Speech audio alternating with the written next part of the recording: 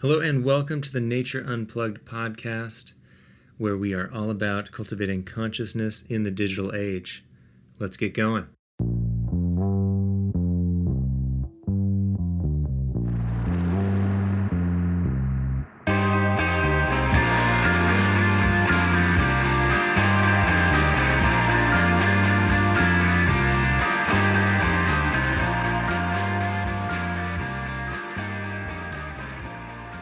Hello and welcome to the Nature Unplugged podcast with me, your host, Sebastian Slovan, and I am very excited about today's episode. So today we're going to have a chance to speak with our very own Luke Humphrey.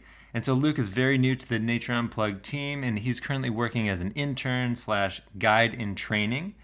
And Luke is also a former coaching client of ours. And today we're going to be hearing about his perspective on wellness in the digital age from the perspective of an iGener, or someone in the I generation. And we're also going to have time to dive into his story of working through being totally overwhelmed with the tech, devices, and gaming in his life to a place of more balance and intentionality. So Luke will be joining us momentarily. And before we get into that, though, we have a few Nature Unplugged updates. Okay, what are the updates? So, as you may have heard, we have recently launched our newest book, Experience Nature Unplugged, A Guide to Wellness in the Digital Age. That came out March 1st, 2021 in paperback, and just recently on March 15th, it came out in ebook. And, we are certainly huge fans of regular paperback books, analog books, and, there's a time and a place for a good ebook. I've got a Kindle. I love it, especially certain times traveling, or if I'm trying, if I don't want to lug a bunch of books around, it's really nice to have my books on a little device. So there's a time and place for that. And if that's your preference, check it out now. You can get it on Amazon and wherever books are sold, both the paperback and ebook version. And in addition to the release of our book, or in conjunction with the release of our book, we are pumped to announce that our philosophy and contract for wellness in the digital age. These are tools, resources that we've been using with our clients for a number of years, and they were previously only available to our clients, but we included them in our book, and now they are available to you. If you are interested in checking them out, you can check them out on our website, www.natureunplugged.com. And, in addition to a lot of other really great free resources that are on our website, now the philosophy and contract are there as well. In other news, this is very exciting. We have, in San Diego at least, and in California, I think it's just San Diego, have gone into the red tier in terms of COVID status.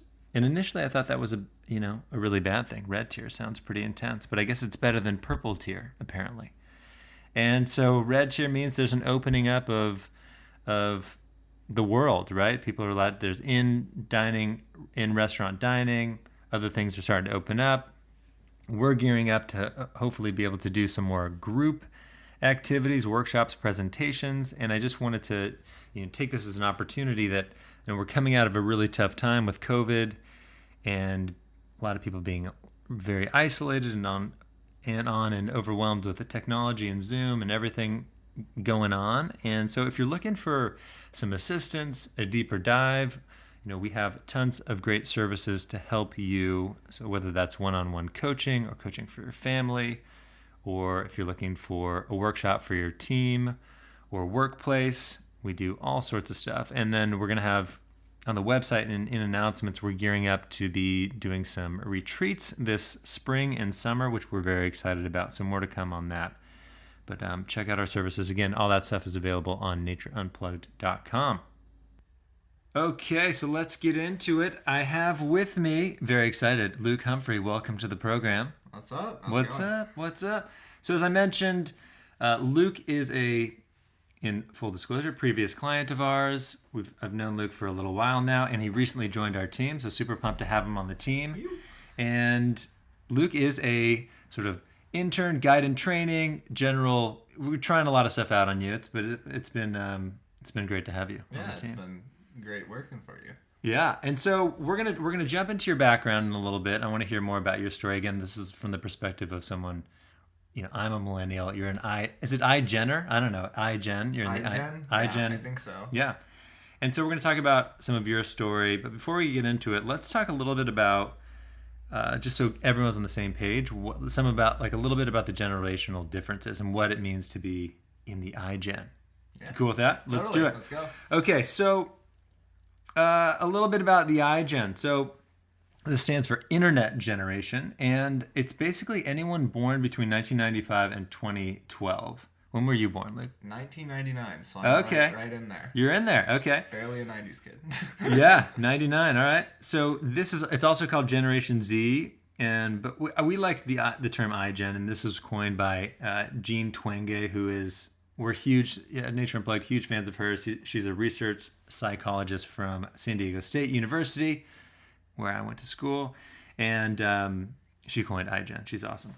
But she's also one of the leading experts on generational differences and the impact of tech on different age groups. So she's like hugely instrumental and influential for us. And okay, so a few interesting things about the iGen is that one thing is that they were the first generation to reach adolescence after smartphones became widespread, right? So like I'm imagining you didn't really have a time where like smartphones and stuff weren't around, or do you remember a time? I actually do remember when like flip phones and like BlackBerry was still a thing. Okay. But it was very, very minimal memories of that. Yeah. Like I remember when my dad got like the first iPhone, which was day one release. I remember seeing it. I was like, this thing is so cool. Yeah. I was like 8 years old. I'd just been like picked up from like soccer practice or something like that. I was like, oh, this thing is so sick. But yeah, most of my life there's been a smartphone there. Got it. Yeah. I can't really remember past that much, but yeah. So 8 years old, that's pretty young, right? So old. it's like I think that's the idea with the iGen. It's like those are pretty formative years when the phone, like smartphones were pretty much just around, and you're kind of on the earlier side of you're kind of in the middle, but anyway, interesting. So okay, you're iGen. Mm-hmm. And Sonia and I are millennials. We're like on the earlier side of millennials, and millennials are 1980 to 2000.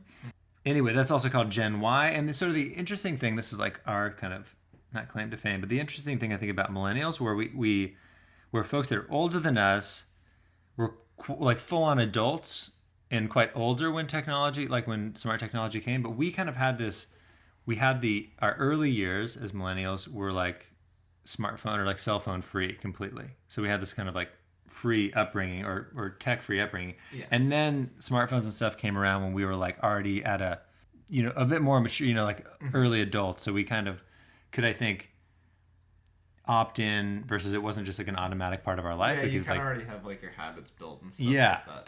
Totally.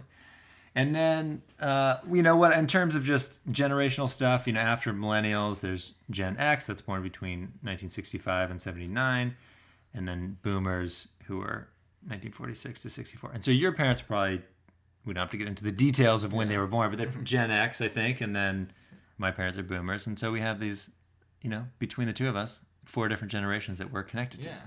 So a couple of interesting things also about the iGeners. So this is they spent their entire adolescence, as we mentioned, in the age of the smartphone or smart devices.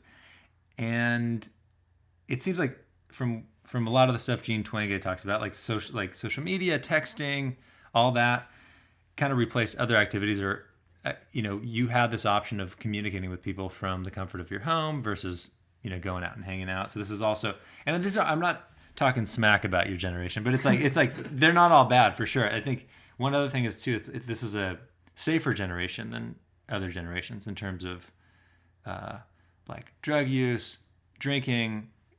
So that's a good thing. Yeah, that's actually a funny argument. A lot of like people that I know or like kids my age will use is like, oh, you should be like, to like, they'll say that to their parents. They'll be like, oh yeah, you should be like super stoked on me. I'm not out doing drugs and like drinking and right, doing all this bad stuff. Totally. So they're really super aware of it too. It's really funny. Yeah, and it's not, so no judgment here. We're just like, it's just talking about it's interesting to talk about the differences, right? But totally, like growing up more slowly, right? And there's pros and cons to that. But your generation is having sex later, like doing drugs later, or not at all.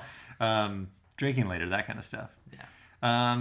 And so I thought it would be kind of fun to just ask you a few questions. I'll answer them too. We'll just talk about some to illustrate our generational differences. Yeah, totally. Okay, so Luke, what was your favorite TV show growing up, and did you have one? I honestly don't know if I had like a favorite. Okay. Probably some kind of like cartoon on like Cartoon Network, if that's still around. I had Cartoon Probably Network. something like that, which was more of like, I think it was like stuff along the lines of like Adventure Time or like Regular Show, which were mostly just like cartoons that were kind of a little bit more raunchy. Okay, got it. Still like kind of like kid friendly. Okay. To a degree. Got it. What about like in high school? What was your favorite show? High school was around when I got into a lot of like anime and stuff like Okay. that through a lot of like some of my friends introduced it to me in middle school, and by the time I hit high school that was about all I watched. Got it. And YouTube. Like you don't really watch a lot You're not watching like normal TV. Yeah, for me at least, I don't really watch a lot of traditional TV, or I'd be watching maybe like one or two shows on Netflix. But Got it. I'd say probably at that time, my favorite show was One Piece, which is like a giant anime. It's one of the longest running animes of like all time in Japan. It's been going for 20 years. Okay. Longer than I've been alive, actually. So Got it. great show. Cool. Okay. What about favorite video game? Favorite video game? Definitely would have to be probably like Minecraft. Minecraft was like basically a craze when I was like 12 years old. Okay. It was one of like the best games ever, just because it was like just a sandbox game and you could do whatever you wanted. Kind of there was no rules to the game, and you basically just kind of let your imagination run wild. It was fantastic. Yeah, Minecraft's still a very popular game. I hear. It's even bigger now than it was then. Yeah. Okay, so my favorite TV show was something like, I don't know if you heard of the Saved by the Bell. Do you remember? Have you heard it? It's like a rant. It was like and there's all these shows that were kind of like, when I'm thinking about like middle school, coming home from school, maybe watching a show before going out. Yeah. Saved by the Bell, shows like that, and they were on TV. And video game, I wasn't like super hardcore into video games, but I loved like. This is like Mario Kart and stuff like that. Old school. Mm-hmm. But I loved it. Different. Okay, what's one thing that makes you feel old? Makes me feel old? Yeah, like compared to like you have or like for younger kids that you see, I don't know, is there anything in particular that makes you feel old when you hear them talk or anything like that? Probably TikTok is the thing that makes me feel really old. Okay, now. yeah. Even though a lot of people like who are my age still use it and stuff, I kind of have not been a big fan of it ever since it became a thing. I think that's mainly because of my younger siblings. They also make me feel quite old. Right. Got it. Okay, cool. Well, I think that was good to just get some of those questions out. So I want to hear a little bit more about let's dive into more like your relationship with technology and nature growing up. So can you share a bit like where in nature you played as a kid, and how did that inspire you? So when I was 5, we moved to where I live now, and we have a big kind of like green patch right behind our house. Basically, it's like a green strip, or I don't know what you call it, like one of those areas that has to stay in its natural state, and there's like a walking trail. And basically there's like a little canyon behind there, and there's lots of like wildlife. There's like lizards, spiders, scorpions, all sorts of stuff back there. And I had a ton of fun messing around there with all the kids in the neighborhood. There was kind of like little cliffs that were not super dangerous, but like fun enough to get like a 10-year-old going kind of thing. Yeah. And we would tie off like ropes to like stuff that could really only support like a 10-year-old's weight and climb around on these like basically little mini cliffs and stuff like that. And we'd run around and we would attempt to make like forts and hidden bases, or like dig holes with sticks and stuff like that, and that was honestly a ton of fun. Yeah, that sounds cool. Mm-hmm. And how do you think that time, it's really cool that you had that, how do you think that time like impacted or inspired you today? I just like to be outside. Like it was just a lot of fun to like be outside, just because I don't know, it was like the one place where we could go where we didn't have like our parents hounding us or anything. Right. No one would really watch us. It was right behind my house, so my parents felt safe enough to let us go there. Right. And I kind of always had that kind of like I guess, fear of leaving the nest, so to speak, even though it was kind of like before I had a smartphone or anything like that.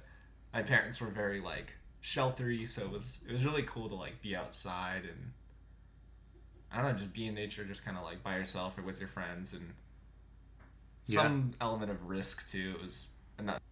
Okay, so let's talk about your relationship with technology. So you talked about your relationship with nature, and you shared a little bit about, smartphones coming out, or your dad getting an iPhone when you were 8. But how did what are some memories you have of your first interactions with technology, and how has that impacted you today? So I was always very, very like obsessed with screens. Anytime some kind of screen would turn on when I was younger, my eyes would just get glued to it.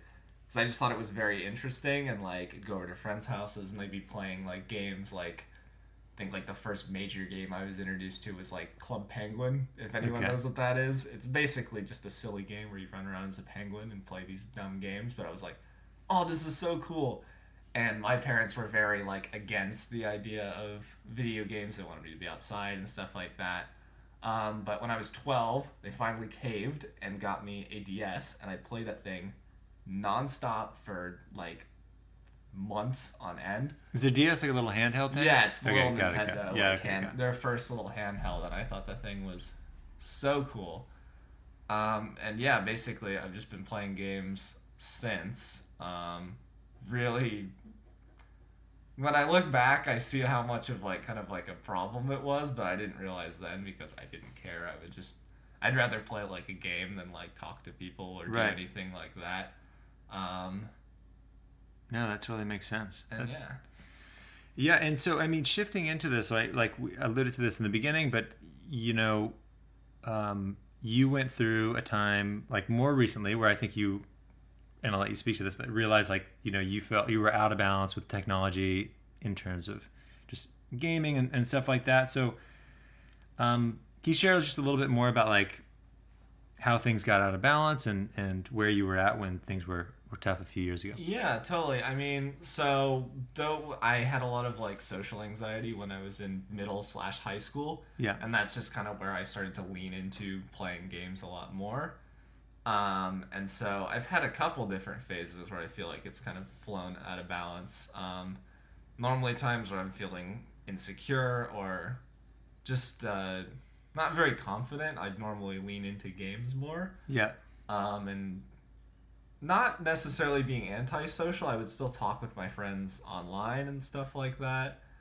But I don't know, it was just like kind of like a safe haven. I could kind of just click, I could turn it off whenever I wanted. It wasn't like a social situation, like, but you always had like an exit button, so to speak. It was kind of interesting where you could just kind of like turn it off.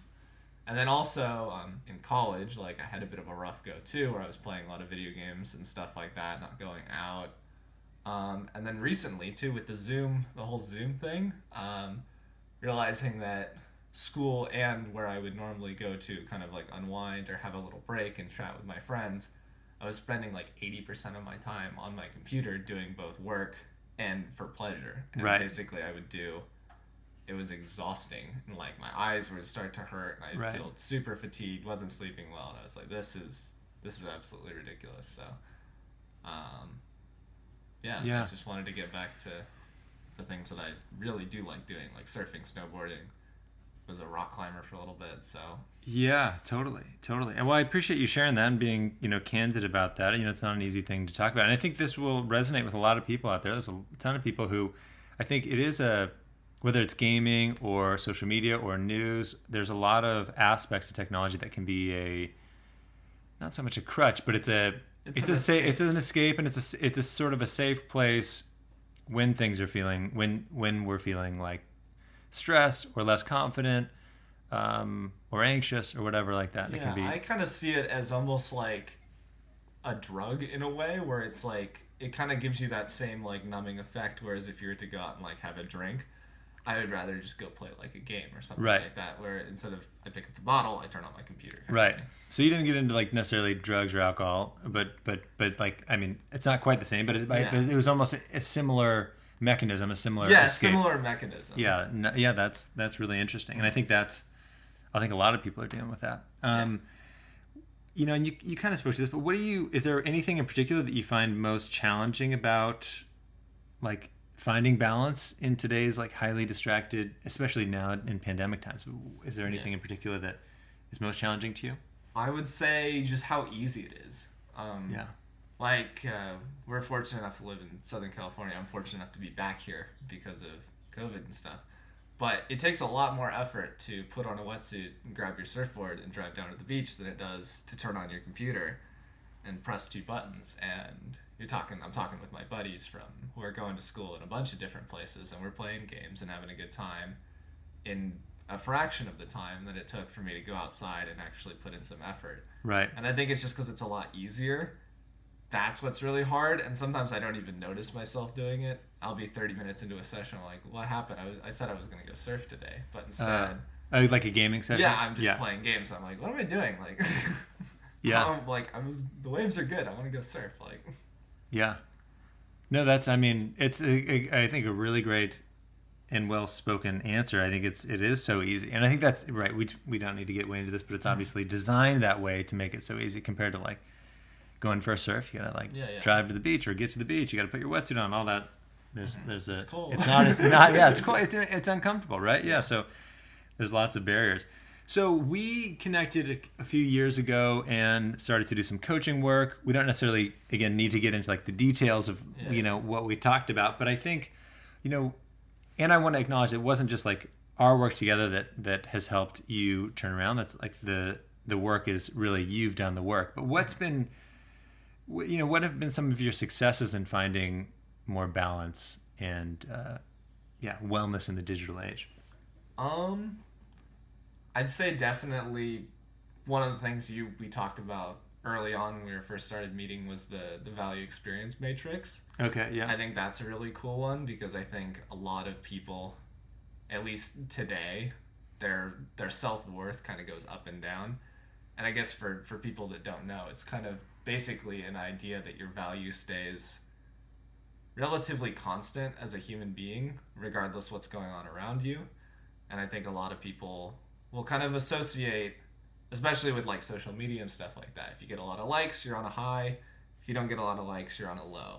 And that kind of determines your worth as a person. And yeah, I was going through some rough patches where I was thinking, I'm less of a person than I was if I was having a good time. And I was realizing that was super helpful to me, at least. Because I think a lot of stuff with gaming and social media is if you're winning, you're on a high. If you're losing, you're on a low. Right. Yeah, and that's you spoke to it well. I think that's something I don't think we've talked about in the podcast, the value versus experience thing. It is, we dive into it in a book, and it's a big part of our coaching, right? And yeah, again, it's I want to give a shout out to a mentor of mine, Dr. Gregory Dixon, a psychologist who showed me that a while back, and it's been really helpful. And I think it's super applicable to, as you said, to like particularly to this time and place, because so many people, as you said, are their sense of self-worth, their value goes up and down basically based on followers, likes, social media interactions, and that's like, it's no way to live, right? So it's like you can have, the idea is here, you can dislike if you don't get any likes, it's like you can be disappointed, but it doesn't make you a horrible person or someone who's not worthy of love exactly. or whatever. Yeah. Okay. And what about like more of that's like more of the inner work stuff, which I think is hugely important. What about like any life skills or more tangible things that have been helpful for you in terms of finding balance? Yeah, for sure. I think definitely just getting off some stuff. Like I talked about the social media, and I know you guys are talked about this a lot, like in your book, like how often people pick up their phones and check it. Right. Turning off notifications, getting apps that I really don't care about off my phone, and just going on a walk without your phone, going places without your phone, which is really hard these days because your phone does more and more things. Right. Like my phone is my wallet, it is my keys, it's basically everything. So leaving it you kind of feel a little naked, but it feels good. It's weird, and you'll find yourself I'll reach for my phone even if I don't have it. Right.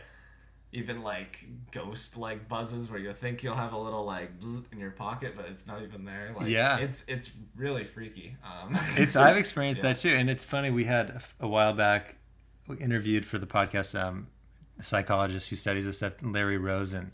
Dr. Rosen's, he's like lead researcher in tech and the impact of tech as well. He's in San Diego, but I think he's studied some of like the phantom buzzing thing, and it's like a real phenomenon that people experience, and I've experienced it. I'm like, no, I swear, it just buzzed. Especially when you're very anxious, like the Yeah. phantom buzz is a very The phantom real buzz thing. ramps up when Yeah. okay, got it. So turning off notifications, some of the tips. Turning off notifications, taking off apps that you don't need or use, just putting your phone down and getting out. I think those are all really great. And I want to just say that I feel for, I mean, I think on the one hand, you, like the iGen is coming up with, you have so much access to like cool information, and like in many ways you're way ahead of how we were as millennials or Gen X or whatever. And it's a really tough time. I want to acknowledge that I think it's a really tough time to be growing up, or to be like, reaching adulthood, because of, I think, a lot of the systems, like a lot of your social life is like based on online stuff. It's just like, so I feel for you, and it's a tough, not really a question, but it's just a tough deal. Yeah, it's definitely weird. Like, I mean, I deleted not my own personal Instagram, but I got off the app, and it was crazy how like fast I lost touch with some of my friends as I did that. Like, just immediately the distance just became like huge, just from not being able to send funny pictures to each other in our Instagram group chat. Like, it's crazy. So it's like, how to stay connected, how to be intentional with your technology use, be responsible for what works for you, and also you don't want to like disconnect from your tribe. I'm curious if you have any. I know we have parents out there listening with iGen kids. Do you have any tips for parents raising iGen kids out there? Oh man, I would say. Well, I think this is. Or is it just a lost cause? The iGen. I don't think it's a lost cause, but I think filling their time. I think something that at least I wish my parents did a little more was push me to do certain things. And finding something that I really like to do, kind of like a hobby or like a passion. Like outside of the tech. Outside of tech and gaming. Right. Because I think that's fine. I think that's a really easy hobby to get into, which is, it's kind of a, I don't want to say a trap, but because I think there's a lot of really cool stuff with like coding and stuff that takes a lot of screen time where people can do some incredible stuff. But like finding some kind of hobby outside, like I know one friend of mine from college, he's super good at like a lot of like coding stuff and like building PCs and lots of like stuff that requires a lot of screen time, but he was also super into like ultimate frisbee, which he would take a lot of time, and ultimate frisbee is a ton of fun and like a lot of good, like it's super good exercise, you're outside. So finding that balance where you can do kind of like one, it's not kind of like you don't want to replace it, but kind of in tandem with. Yeah. Because I think trying to get iGeners to leave their screen, that's an uphill battle that I don't think you're going to win, because I think the minute you send them off to college or whatever, all that will fall apart. Right. And so I think finding kind of like a passion or something like that is the best way to. Yeah. Okay. Got it. Yeah. So having this, not being super hardcore and restricting everything, but finding other analog activities or hobbies that can help balance things out. Ideally outside, ideally moving the body. I think that's great. Yeah, just add, don't take away. Yeah. Okay, cool. So we like to leave our listeners with something. I think there's been lots of tangible stuff, but some sort of a challenge, right? Like a weekly challenge for the podcast. And so what's one thing that you'd like to challenge our listeners with for this next week? Something that I kind of do recently that I think might be a good challenge for people is taking a walk to a specific destination without your phone. This is something I'll do. There's a Mexican place by my house. It's about a 15-20 minute walk. There's a big hill there, so it's some good exercise, but I'll leave my phone at home. I'll go walk over there, my little treat at the end is I get a burrito, and then I'll walk back. And it's nice. It's a good break from the day. I normally do it between my Zoom classes. It would juice me up, get me ready for my next 2-hour period of blankly staring at a screen. But it was it used to be the highlight of my day, was doing that little walk right there. So I think maybe just pick like a place, or even if you need that little carrot like a burrito, just pick a place to go, do a little something, and then come back. Yeah. Could be, I think that's a great one. Is it fully leaving? And that's really hard for people now. It's like, people even like watching their steps, or, fully leaving, I think, the phone or even devices at home, going for a walk. And it's amazing. I do this as well. It's amazing what you'll notice compared to either walking while being plugged in or driving. Well, cool, Luke. Thanks so much. I think that wraps it up. Thanks for the challenge. Thanks for being on the podcast. Appreciate you coming on. Yeah, it was a pleasure. It's awesome. Well, we'll have to have you back on, and we can continue the iGen millennial sort of conversation. Yeah, when I'm a super awesome Nature Unplugged guy. That's right. Fully trained. That's right. Yeah. We'll keep it rolling. We'll keep you back. Well, thank you so much for tuning into the Nature Unplugged podcast. You can find our episodes on Apple Podcasts, SoundCloud, Spotify, and other podcast platforms, wherever you want to get your podcast, really. And we're now on YouTube, if you want to get your podcast from YouTube. We'd love it if you could take a moment to rate and subscribe us on Apple Podcasts. That really helps us. And be sure and like and subscribe to us on YouTube if you're into that. And natureunplugged.com. Check it out for more information and resources. You can learn more about our coaching, workshops, presentations, retreats, and other free resources like this podcast. And you can find also more detailed show notes on our website. You just click free resources and then click podcasts. Anyway, thank you so much for listening. We will catch you next time. And in the meantime, remember to experience Nature Unplugged.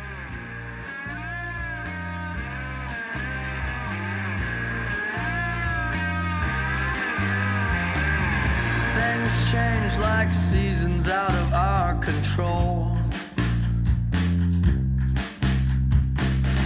If you think you should go, I will let you go.